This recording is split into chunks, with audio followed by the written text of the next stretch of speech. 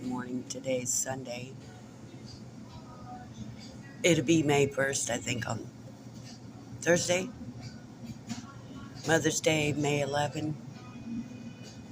I was doing readings out of that book, but apparently nobody cares for that. They're like, no views or no views.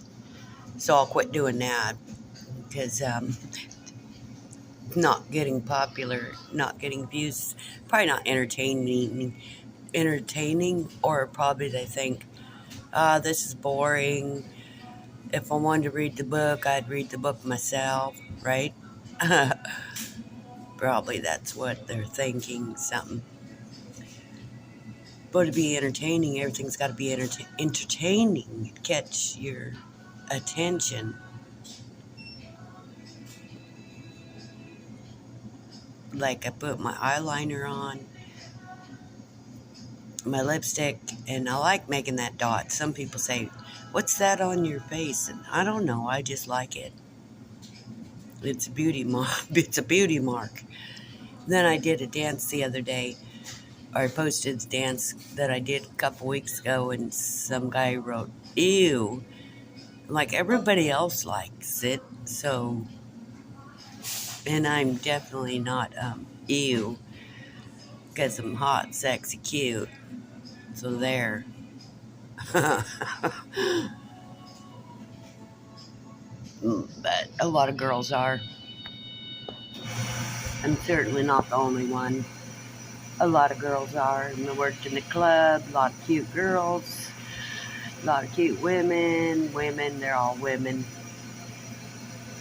We didn't have any minors. Well, at JD's, though, they did, and they weren't allowed to come out of the dressing room in between sets, so they'd sit in there, but a lot of them would bring their own booze and stuff, so they did what they wanted. Like a lot of teenagers do. When I was a teenager, when I was 13, I was in the 7th grade, and the kids at school made fun of me. I had a best friend in the 7th grade. When I was 13, I was in the 8th grade.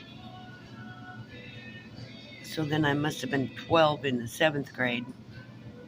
7th grade, I had a best friend. Her name was Angela Cotton. Then in the 8th grade, I was 13, and she made a new friend, and it wasn't me. Or she made a new friend named Jill, and they started hanging out together, and then I wasn't her best friend no more. So then I was like pissed, kinda. Oh, they were still nice to me. I think Angela was nice to me because she felt a little bit sorry for me. I got to spend the night at her house one time, and she lived in a nice house, nice big home. She met upper middle class people. But she liked me, but I think she felt kind of sorry for me, and she gave me a dress one time to wear. And I think I told this story before, how the elastic, I was in the 7th grade, the elastic came out of the neck part. And then I thought, oh my God, what's going to happen? I'll be in trouble because I broke it. I didn't break it. It just turned out that way, but I gave it back to my friend, and it was okay. They could buy a new dress. She could. I didn't get a lot of clothes new when I was a kid.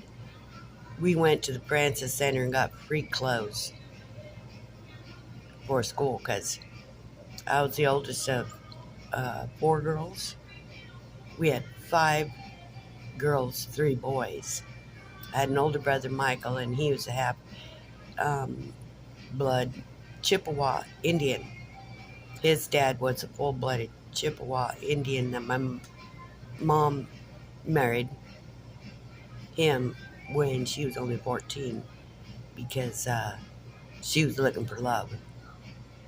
And she always said, I should have stayed with him. Well, yeah, we all make mistakes when we're young. We're 2. When we're like that. She was out looking for love. She was headstrong too, an Aries, just like me. But she's on the cusp of Aries and Taurus. And I'm an Aries, born on the 7th day. And I have 7 brothers and sisters, but I don't know any of them. on David Lovell's side, who was my biological dad, but I didn't know him either. I met him a couple times, but he never talked much to me. Gave him a couple drawings. I went to see him a couple times. He didn't talk much, but he played the guitar, I know that, and put music on the internet, and people listened to him. My mom liked him because he was older guy, older than her, but by no means was he a pedophile. She was a headstrong teenager, 17, ready to get out to the world. She wanted to go out with him. He flirted with her, and she liked it.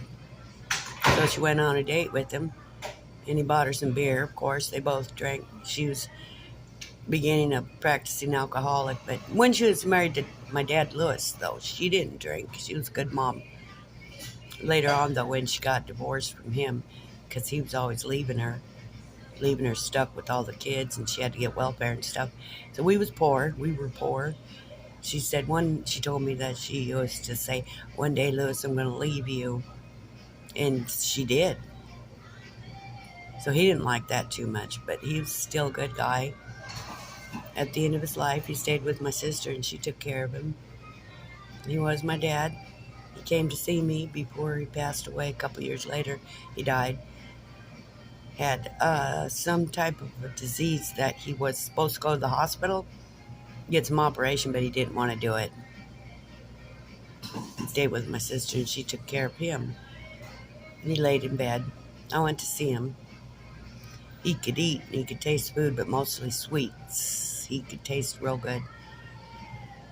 I guess that's what they can taste when they're getting ready to die or something. I don't know. I didn't live with my sister Lola. I had my own place. I was in AA. Had my two daughters, and they were growing up to be teenagers, young women.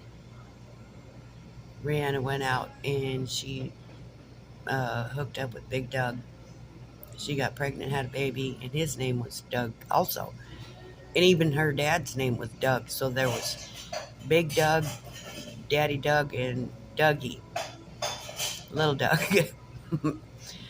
Remember when we all went to the coast when I was in my 40s, because I was making money stripping, dancing. 2006, 2007, I was making money, and I said to myself, we never got to go on any type of a vacation together when they were little or even teenagers. So I said, let's just go to the coast and spend the night. So we get in Rihanna's car, we drive to the coast. We spend the night. We have a good time. Douglas was getting to be a teenager. We always called him Dougie. And then he said one day to me, well, don't call me Dougie no more. Because he was getting to be grown up, and he didn't want to be called Dougie no more. So he said, okay, call you Douglas. So we walked on the beach, and we went out to eat. We spent a couple nights in a motel. That was fun. Really fun. And then it was time to go back. And then I had my daughter drop me off at the JD's club where I worked. And I thought, well, why should I just go on home? It's just me sitting there by myself. Might as well go to the bar where I know I'm going to get some money and see people. So that was my deal.